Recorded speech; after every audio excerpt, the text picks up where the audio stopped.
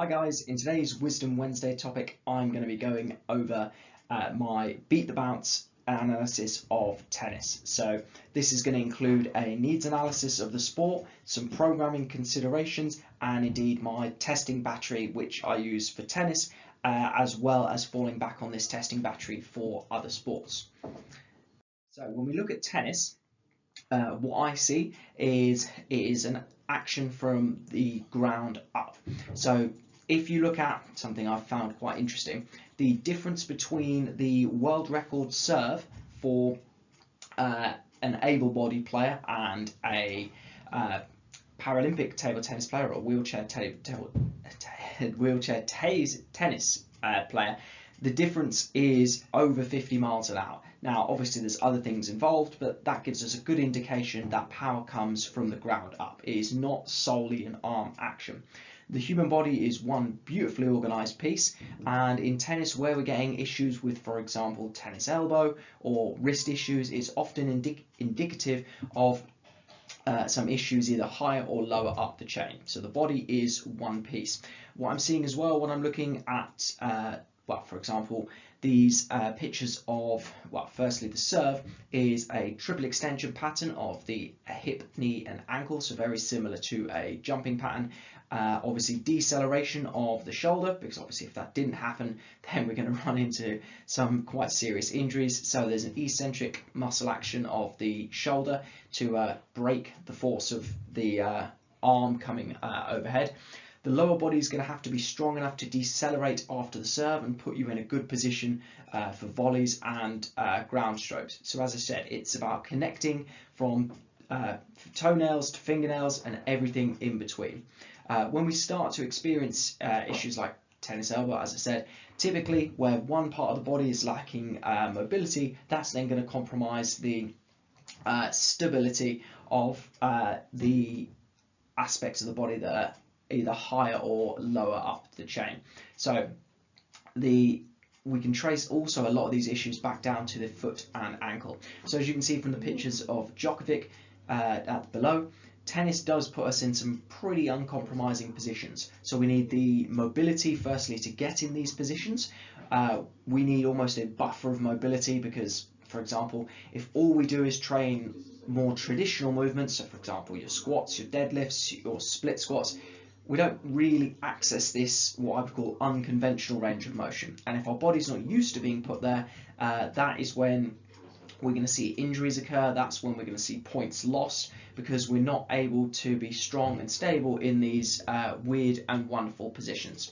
So we also need overhead mobility and stability, particularly in abduction, so the arm being away from the body, and also in external rotation. So having the arm obviously coming behind us, if you will, like that, especially if you look at if you look at the position of the serving arm behind the body.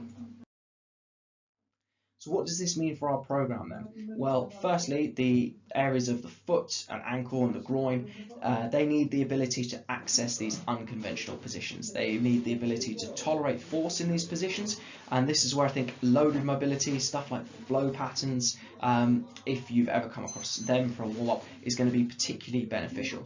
We need the shoulder to be both mobile and stable, again, especially in positions where the arm is away from the body and in external rotation, which is effectively what the serve is. Typically, we're going to need to free up the pecs and the lats because not only do these restrict overhead mobility if they start to get tight, but they can also cause excessive strain and stress to be placed elsewhere in the body, such as the wrist or indeed tennis elbow. So we need the strength to decelerate the shoulder. We also need strength to be able to land, typically on a single leg, and to change direction for a wide ball.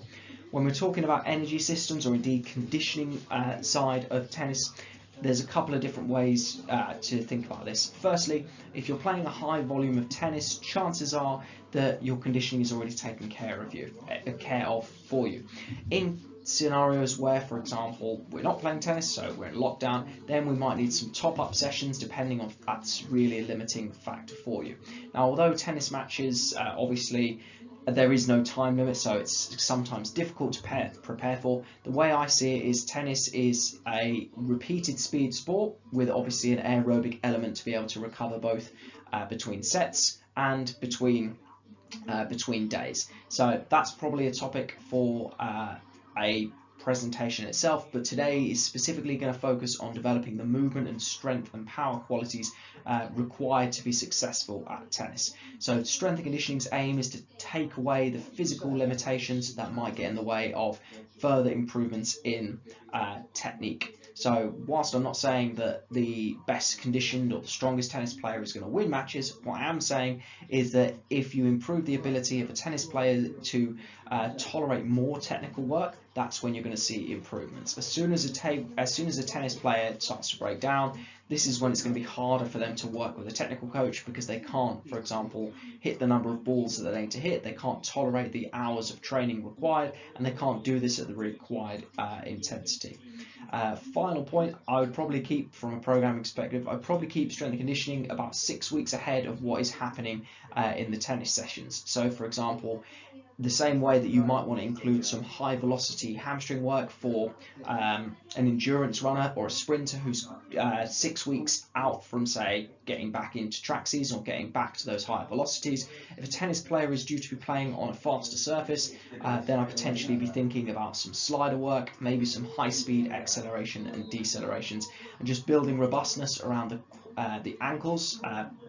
As you can see, the ankle can be put in a compromised position, and indeed the quadriceps to deal with the harsh decelerations of the sport. In fact, when we're talking about conditioning, I think something that's probably going to be missed by a lot of tennis players, especially coming off of lockdown, is the impact that the harsh decelerations place on the body, both from the respect of the harsh decelerations of the shoulder during the serving action, but also the harsh decelerations that are faced, for example, in being able to be strong and stable after the serve, or indeed pushing back from a shot that has required a player to sprint forward. So how does this feed our assessment for tennis players? Let's have a look. So I would divide assessments into 3 or 4 broad categories. So firstly, I want to understand how well a tennis player moves. Have they got the mobility and stability at the required joints? So the overhead squat and single leg squat will reveal where any major limitations are. So for example, if an athlete can't get their hips below their knees in something as conventional as a squat pattern, then they might struggle in more unconventional positions, such as for example, hitting or recovering from a wide ball and having the strength and stability in order to do this.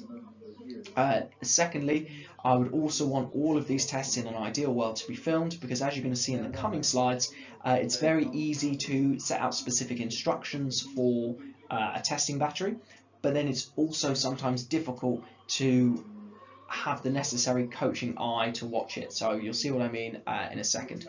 I also think that when we're talking about speed and certainly power, and I'm going through what I would call a testing battery on a budget, doesn't mean it's any less impactful, but these are just what's going to be more readily accessible, especially in lockdown. So for example, a single leg hop and hold is going to tell us a lot about an athlete's ability to stabilize and decelerate. I still think there's probably a use for example, a 2-footed maximal horizontal jump or standing long jump to a 1-footed landing, because this is going to reflect how well you can decelerate, because it's a maximal jump of 2 feet and then a 1-legged landing. These are tough. And this for me would reflect the ability to decelerate, which we've already identified as a key movement quality.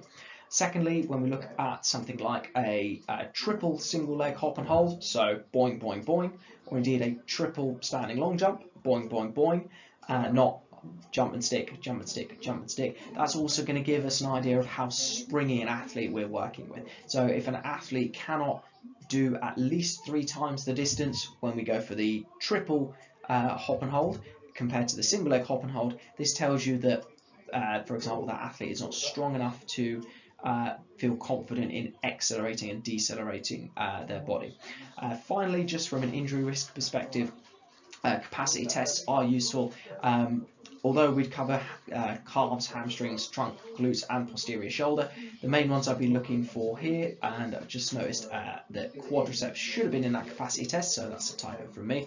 but the posterior shoulder particularly, seeing overhead range in the overhead squat, and indeed the foot and ankle, or more specifically the calves. So the quads are going to give us an idea of the brakes for the lower body. The posterior shoulder is going to give us an idea of how the brakes work for the upper body. So what I want you to look at here is the difference in the scapular position and indeed the lower back. On the left hand side, we've got a screenshot of an athlete at the start of a push-up position plank test, and to the right hand side we have a picture of an athlete as they start to fatigue. Now this is what I mean about combining quality and quantity. So the difference in scapular positioning, or indeed this shows what happens to the muscles that are supporting the shoulder blade when they start to fatigue.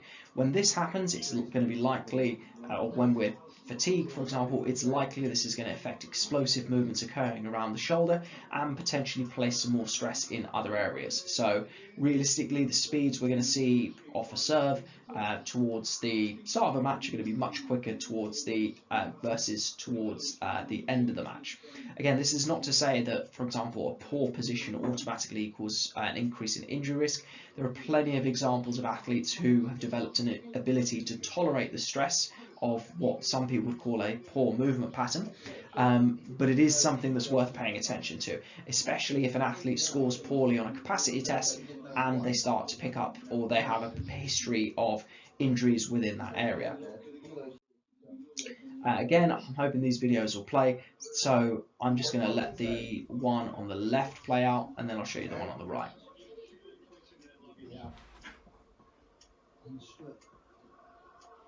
So again, these one-legged side planks are a great way of assessing the sling system in the body. So the way the body's designed is that the left shoulder is connected to the right hip and vice versa.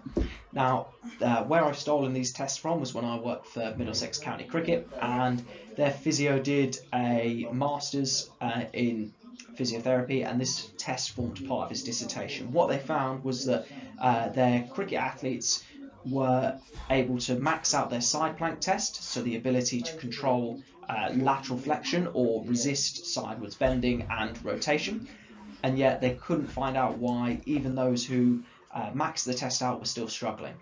Then they went to a one leg. What this does is it requires the hip muscles, or the lateral hip muscles, to stabilize.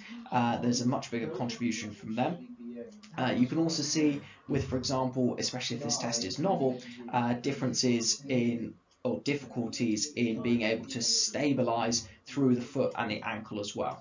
If you haven't tried this test yet, you'll find that you may well start to cramp in certain areas. If you can get 90 seconds on a single leg side plank, you're doing very well indeed. It exposes a lot of weak links in the chain, and the reason I like it so much is because it shows you once again that the human body is one piece. If there is a weakness in your trunk musculature, so I'm including everything between the knees and the neck, this test will find it. Again, when we talk about being able to resist excessive rotation, excessive sidewards bending, this is a great starting point for our work with that. And when we talk about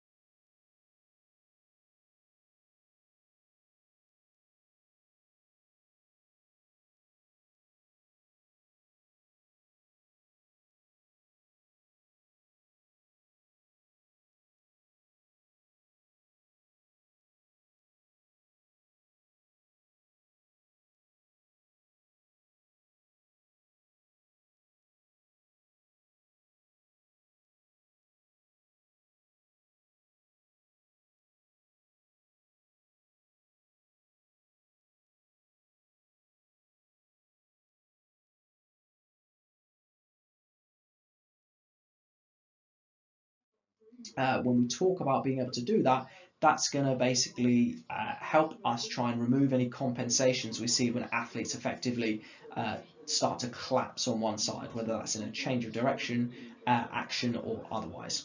Again, when we look at calf raises, so tennis players, for me, need probably the strongest feet, maybe say for gymnasts, but you're on your feet all the time. There's harsh decelerations that occur at regular points during the sport. This is why we need not just stable calves, but we also need calves with good range of motion. Now, as I play this video out on the left, what I want you to particularly watch for is the difference between the first couple of calf raises and the ones after that. If we talk about range of motion of the foot and ankle, if this hand of mine is the floor, indeed the step, we want to be able to get above the step, push through the big toe, and sink beneath it, all whilst keeping to that 1-0-1 tempo.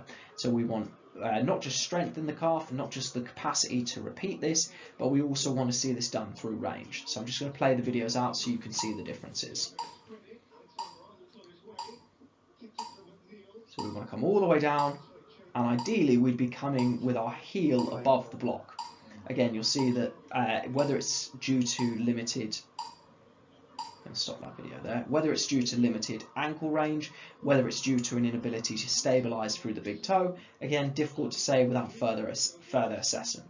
Now, hopefully this video will play and not be too long, but you'll see the difference here between achieving the full height in a calf raise. Now we're going to look at an endurance test of the calves. The reason why this is important is if you're a running-based athlete or you want to layer on more explosive types of training such as sprinting or jumping, we need to set a foundation by having the capacity and stability at the foot and ankle. It's also a really good test as a return to play measure for injuries such as ankle sprains, and as I said, it's going to improve or set a foundation to improve your ability to sprint, jump and change direction. So how do we perform it? Firstly, we need a raised block against a wall. The athlete is going to step onto the block, and to help with balance, they're going to have one finger to assist either side. So I want you to look at the height one here. Finger, and we don't turn it into using the whole hand, because that's us trying to cheat our way through the movement. So the athlete's going to start by raising their feet as high as possible, pushing through the big toe. From this position, they're going to take one of their legs away, and they're slowly going to lower the heel with a straight leg and raise it to its tallest point. Now we're going to use a metronome for this, which means we're going to go 1 second up and 1 second down.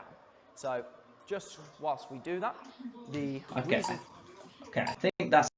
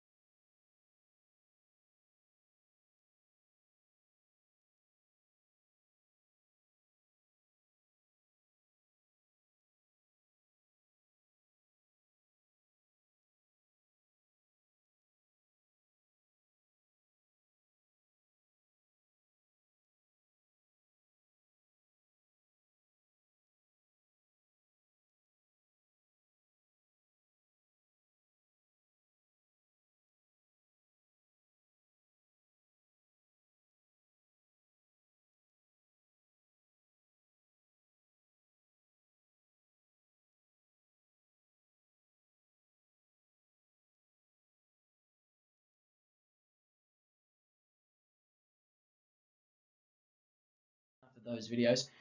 Also, and apologies for the noise that's going to be on this video on the right here, but when we look at the ability to load the posterior chain or the hamstrings and glutes, this is why I'm also I don't just care about the distance achieved in jumps and hops, I care about how they're achieved. So on the video on the left, we're going to see a jump that involves more knee bend and less hip bend, which may be indicative of, for example, hamstring tightness or just a lack of exposure to proper jumping and landing. So with a lack of exposure, or indeed those restrictions, we're going to limit the amount of power we can produce from the lower body. We know that the serve is going to be a movement that is driven primarily from the lower body upwards, so any restrictions either in mobility or power are going to potentially limit our ability to transfer this physical quality into the serve. So just have a note of the hip positioning on the jump, and then I'll have a look on the right, and I apologize in advance for the noise or the music that comes with it. So actually a pretty good jump, but what you'll notice the difference is in mobility. I'm going to play that one again, in terms of how far the hips come back and the position or the height of the squat that is landed in. Again, apologies for the noise. Everybody jump!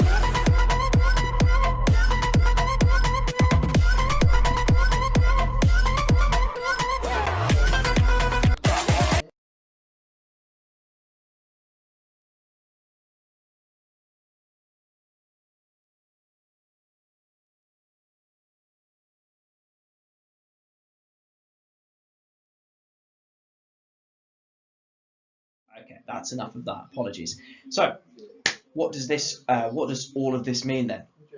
We need, in my opinion, loaded mobility. This is something that doesn't get enough exposure in the strength and conditioning, or indeed the sports performance world for my liking, because at the end of the day, we can do foam rolling, definitely has its place. We can do static stretching, again, definitely has its place. But let's just actually look at the data for a second. Does stretching reduce injury risk? Not really. I mean, I know that might be surprising to certain people, and I know there's athletes who swear by it, but if we look at the literature, it doesn't really reflect well in reducing injury risk. I've got a couple of thoughts on why that is, but that might be a subject for a different day. What we do know that improves injury risk is strength training, and if we can combine mobility exercises with load, so this is basically strength training through full ranges of motion, we know that we're going to see a reduction in injury risk, provided there's quality in that movement, providing we're doing it properly. Also, what's useful, and this is why I like loaded mobility, is the added element of being able to sense where our body is in time and space. So, for example, when I'm talking about the lower body, it might be stuff like goblet squats all the way down. It might be lateral lunges where we're trying to force or we're trying to continually push that outer limit of our range of motion. When we talk about the foot, ankle, and the groin particularly, we need the ability to access these unconventional positions. We need to strength train towards end range of motion, and whether the load is just our body or an external load, this is what we need to do. Again, when we look at balance, for me, tennis is effectively a balanced sport. We need balance under fatigue. We need to be strong and stable on a single leg. We need to be explosive on a single leg. But all of that is going to start with a foundation of balance. In order to decelerate properly, that is a strength-based quality. So the strength is what's going to give us the ability to decelerate. The mobility is what's going to give us the ability to decelerate in certain positions. So here is an example session. Again, not a fully comprehensive program, just giving you an idea of what things I would be looking at in a program. So if we look at phase one, initially with loaded mobility, I would go through what I call restricted ranges of motion. And I don't mean restricted as in partial ranges of motion, although there might be a place for that. What I mean is that we are restricted by the fact that, for example, there is a floor underneath us. So multidirectional lunges work well, so including, for example, a forward lunge, a lateral lunge, a curtsy squat. So we're getting strong in slightly unconventional range of motion. We're getting out of the front, the sagittal plane, so we're not just doing up and down movements, because tennis is a multi-directional sport. When it comes to deceleration, we're going to start with stuff like snap downs and hop and holds. This may seem like relatively rudimental exercises, but we're going to need to prepare the body for the harsher decelerations that are to come. We're also going to get stable on one leg and improve ankle range of motion in plantar flexion, so the foot facing down, and dorsiflexion, the foot facing up, both of which are going to be important for sprinting. And over time, we can worry about the ankle being strong and stable in sidewards directions. In phase 2, we might look at what I call exaggerated ranges of motion. So for example, rather than a normal split squat or a normal lunge, we're going to have the back foot elevated on a box. So we're exaggerating the ranges of motion.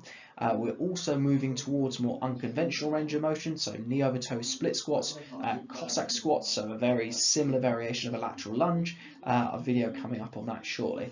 We also want to, as well as decelerating, because it's no good being able to slam the brakes on if you can't then push on the accelerator, we're going to look at landing and rebounding. We're going to do this from multiple planes, so laterally, so coming sidewards both ways, so loading the ankle, for example, on the outside and on the inside.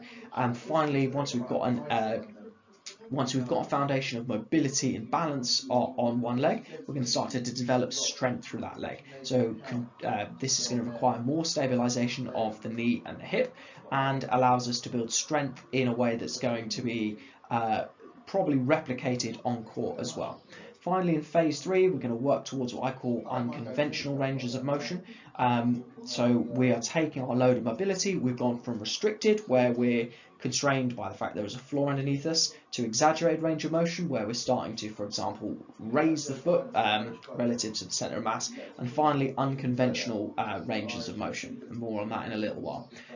Finally, on the deceleration component, we're going to look at what I call supramaximal landings. So this is really the ability to tolerate high forces at high speeds. So for example, jumping as high as you can on 2 legs, landing on 1. Jumping as far forward on 2 legs, landing on 1. Because this, by training this deceleration quality, if your brain and body feels safe in slamming the brakes on, it's also going to feel more comfortable accelerating. So if we think about, for example, change of direction, athletes who are able to slow their mass and momentum more effectively and in a technically more efficient way are then going to be able to speed up a lot easier as well. We also need the ability to build repeatable explosivity on one leg. So it's no good, for example, being explosive in the first set of a match, but then dying of death in, say, a 5-setter. We need the ability to endure this quality. But you cannot endure a quality that you haven't built. So we need to build the stability and the capacity. We need to build the strength. We need to build the power, and then we need to train the ability to endure it. So just to give you a little example of what this looks like, and just to summarize, so there are our single leg snap downs. Again, this is a forward facing position. You'll notice it looks very similar to the position we might be ending up in after we've served. If we look at this picture of Novak Djokovic here, again, the right ankle, it has to be strong enough to avoid deformation or avoid collapsing as we approach the net. We're going to need range in our adductors, so I'm just going to play these 2 videos. If we can, make sure that's firing straight forward. So imagine headlights coming out of your hip. Keep those headlights facing forward. So again, we're loading this inside hip in a similar manner to help us with the mobility and strength to deal with wide balls. Excellent. And then from there, let's transition over to the other side. So imagine So again, we develop the ability to access those end ranges of motion, to, dare I say, flow between it, and we develop strength in those end ranges of motion so we can accept force. Injuries happen when a demand is placed on the body that it is not prepared for, either physiologically or indeed under fatigue. So we want to basically give ourselves a buffer of mobility so that we have effectively more than what the game will ask of us. It's not about turning tennis players into gymnasts necessarily, but a little bit more than what you might be challenged with in the game is always going to be useful. Position, if we can, make sure that's firing straight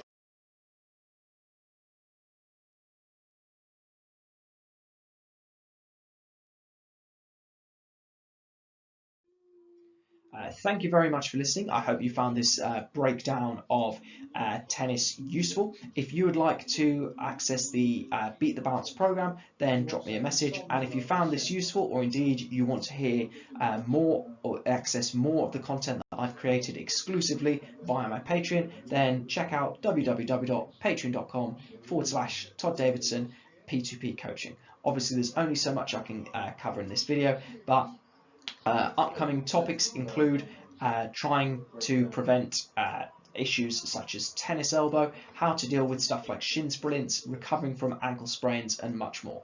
So if you've enjoyed this video, then give it a like, subscribe to the channel, and if you have any feedback, please get in touch. Thank you very much, and I'll catch you again in the next video.